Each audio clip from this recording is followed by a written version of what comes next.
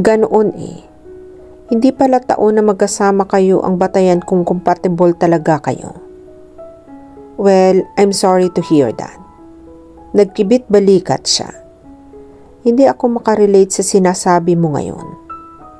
I know.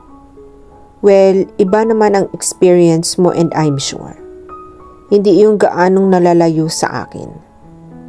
Pero gaya nga ng sinasabi ko, hindi rin natin dapat pagsisihan kung anuman ang nangyari. It's a part of making us better persons in the future.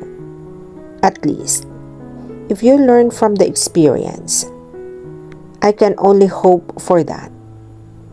Sure you can. Ngumiti siya rito. If you feel lonely, remember you have a friend here. Matutuwa pa si Michael na lagi siyang bibisitahin ng ninong niya. You can always talk to me. And no matter how much I want to deny it, gusto ko rin ng makakausap. Natawa siya. You know what?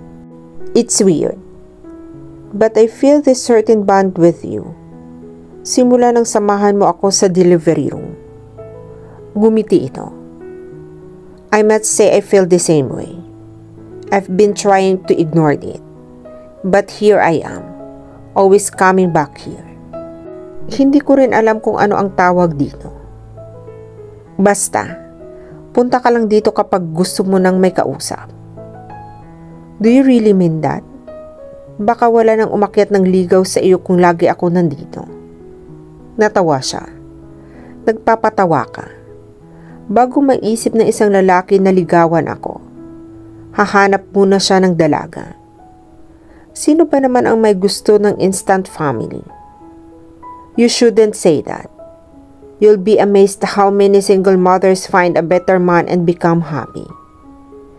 Well, hindi siguro ako sasali sa mga iyon.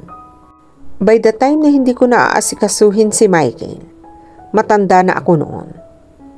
Hindi naman lahat ng oras ay babantayan mo siya. Kids needs to learn to be independent at an early age. Feeling ko kasi kailangan ko siyang protektahan sa lahat ng oras.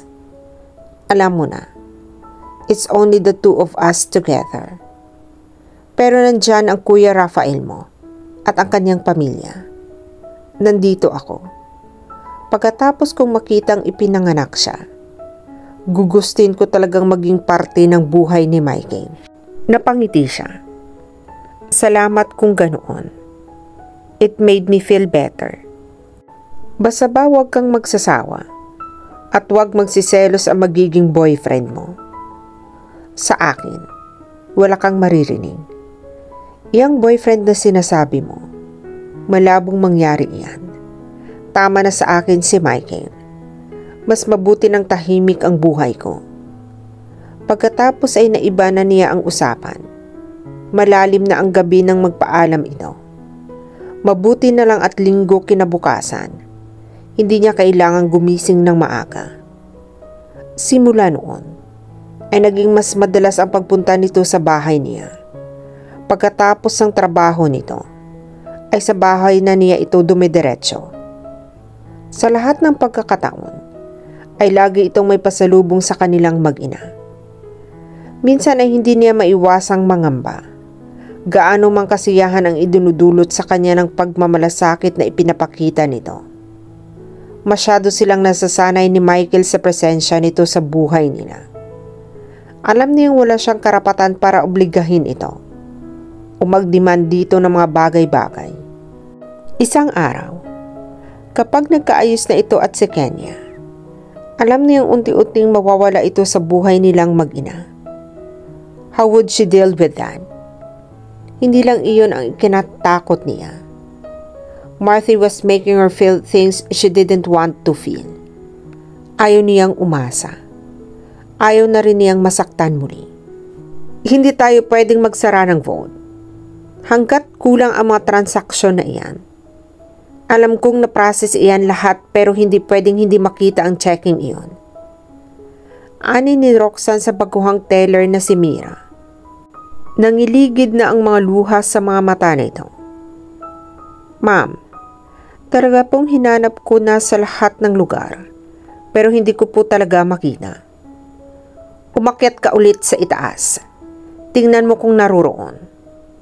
Baka napasama sa mga deposit checks iyong ipina-encash na cheque. Pabagsak siyang naupo sa kanyang upuan nang makaalis ito. Napaangat siya ng tingin nang marinig niya ang pagtawag ng gwardya. Ano iyon? May naghahanap pong pulis sa inyo sa labas, ma'am. Pulis? Kunot noong ulit niya. Napalakas yata ang pagkakasabi niyang iyon dahil ilan sa mga kasamahan niya ay napatingin sa kanya. Ano raw ho ang kailangan? Kailangan daw po niya kayong makausap. Lalong kumunot ang kanyang noo. Ang mama ni Samuel ang una niyang naisip. Ngunit nang tumanaw siya sa entrance door at nakita sa labas si Marthy, ay nawala ang pag-aalala niya. Nakayuniporme pa ito. Kinakausap nito ang ibang gwardya na halatang nininervyo sa pakikipag-usap dito. Kilala ko siya, Mang Kanor. Aniya sa gwardya. Papasukin niyo ho. Hi Roxanne, good afternoon. Bati ni Marthy nang makita siya. Halika, maupo ka. Nakangiting sa lubong niya rito. Pasensya ka na. Close na talaga kami at hindi basta-basta nagpapasok kapag past 3 na. Idadaan ko lang naman ito. Magpapatrol kasi kami ni Freddy hanggang mamayang gabi. Kaya baka hindi na ako makadaan sa inyo. Iniabot nito sa kanyang isang plastic bag. Ano ito? Cake at saka Sylvanas. Baka kako gusto mo. Tila nahihiyang sabi nito. Hindi ka na dapat nag-abala. Bakit nga pala nagpapatrol ka na? Nilipat na kami ng partner ko. On patrol na kami ngayon. Mataman siyang pinagmasdan nito. Maganda ka pala kapag nakasuot ng uniforme. Pakiramdam niya ay nagmula ang buong mukha niya. Medyo masakip na nga sa akin. Hindi naman. Tamang-tama lang sa iyo. Sabi nito. Anyway, kailangan ko nang umalis. Naghihintay na sa patrol car ang partner ko. Mag-iingat ka sa pagdadrive mo pa uwi. Okay? Thank you. Ikaw rin. Ingat ka sa pagpapatrolya ninyo. Sige na. Hindi na ako magtatagal. Nahihiya na ako. Lahat yata ng kasamahan mo ay nakatingin sa atin. Aalis na ako. I-kiss mo na lang ako kay Michael. Tumango na lang siya dahil hindi niya magawang magsalita. Sinundan niya ito ng tanaw hanggang sa makalabas ito ng bangko. Bakit ba bigla na lang nawala sa isip niya na maraming tao sa paligid nila? Ano ba ang nangyayari sa kanya? Lagpas 8:00 nang dumating si Marthy ng gabing iyon. Tulad ng dati, nakipaglaro ito kay Michael hanggang sa antukin ang bata.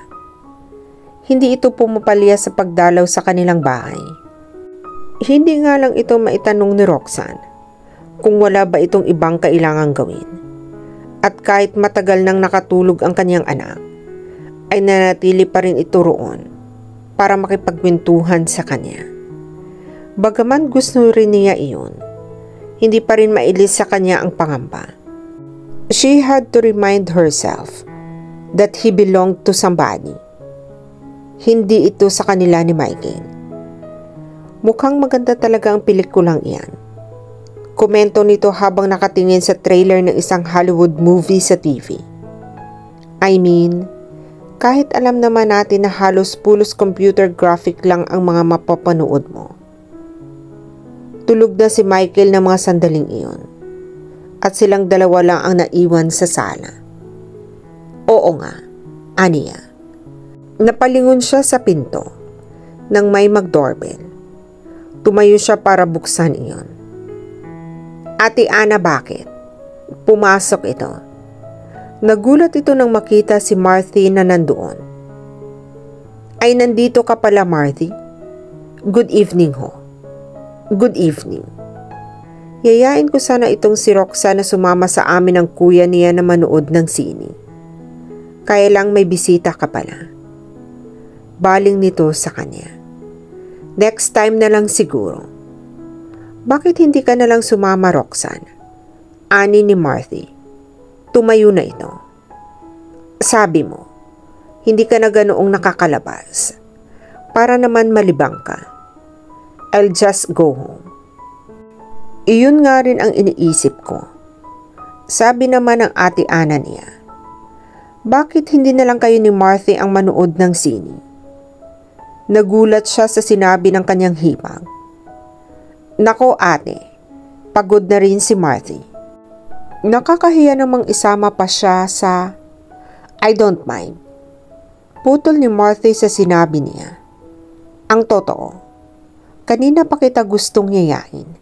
Hindi ko lang alam kung paano sasabihin. Nagpapahangin na nga ako. But you were clueless. Iyon naman pala. Anang ng ate Ana niya. Nagpalipat-lipat ng tingin nito sa kanila si Marthy. Pero si Michael, hindi naman ganoon kahabang isang pelikula. Paminsan-minsan ay pagbigyan mo naman ang sarili mo, Roxanne. Nagdadalawang isip pa rin siya. Napatingin siya kay Marthy. Sige na nga. Umakyat siya para magbihis at para magbili na rin kay Sonia. Maya-maya pa ilula na sila ng kotse nito. Pagdating sa sinihan, ay agad na bumili ito ng 2 tiket para sa kanilang dalawa.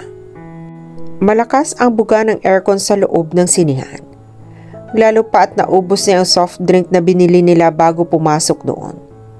Nilalamig ka? Tanong ni Marthy. Hindi. Okay lang. Pagsisinungaling niya. Nilalamig ka eh. Tumayo ito at lumipat sa kabilang tabi niya. Bakit lumipat ka? Tatakpan ko ang hangin para hindi ka lamigin. Hindi naman. Hindi ba? Kaya pala nangangatal ka na. Biro pa nito. Ano? Okay ka na? Tanong ni Marthy sa kanya. Better. Itinuunan niya ang mga mata sa palabas. Panandalian niyang nakalimutan ang lamig. Pero maya-maya lang, ay nilalamig na naman siya. Gusto mong lumipat tayo ng upuan? Hindi na. Okay na rito. At saka puno ang iyong ibang upuan. Gusto mo bang humilig sa akin para hindi gaanong tumama sa iyo ang hangin? Okay lang? Okay lang, sagot ni Marthy. Idinikit niya ang kanyang mukha sa braso nito. Napabuntong hininga siya. Nadama niya ang init ng braso nito. Matagal sila sa ganoong pwesto. Nangangalahati na ang pelikula nang maramdaman niyang malamig talaga. Nilingon niya ito. Tila nahulaan naman ito ang iniisip niya. Walang salitang inakbayan siya nito at hinapit palapit dito. Hindi niya maintindihan ang seguridad na nararamdaman niya habang halos yakap siya nito. Halos 4 na buwan na rin silang magkakakilala. At parang regular na bahagi na ito ng buhay niya. Naipikit niya ang kanyang mga mata sa kasiyahang dulot niyon sa kanyang puso. Pakiramdam niya ay kontentong-kontento na siya roon. Roxanne. Napadilat siya ng mahinang pagtawag ni Marthy sa kanya at marahang pag-haplos ito sa kanyang pisngi. Ha? Gising na. Ano? Tapos na ang pelikula. Sagot ni Marthy. Napatingin siya sa unahan. Naglalabasa na ang mga manunood. Hindi niya namalayang nakatulog siya. Tapos na? Nakatulog ka? Nakangiting sabi nito. Nag-init bigla ang kanyang mukha. Bakit hindi mo ako ginising? Himbing na himbing ka kasi sa pagtulog. Naghihilik ba ako? Kaunti lang. Pero hindi naman narinig ng iba. Biro ni Marthy sa kanya. Anong nangyari? Ayun, namatay ang kontrabida. At 3 pa rin silang bida. Halika na. Sandali. Aayusin ko lang ang buhok ko. Hindi siya makatingin dito. Hiyang-hiya siya sa nangyari. Okay ka na? Tumango na lamang siya. Let's go. Inalalayan siya nitong makatayo at makalabas na ng sinihan. Hiyang-hiya pa rin siya rito. Hanggang sa maihatid siya nito sa kanilang bahay. At dito na po nagtatapos ang part 6 ng ating kwento. Sabay-sabay po nating abangan ang susunod na kabanata. Be good, be safe, and God bless po everyone.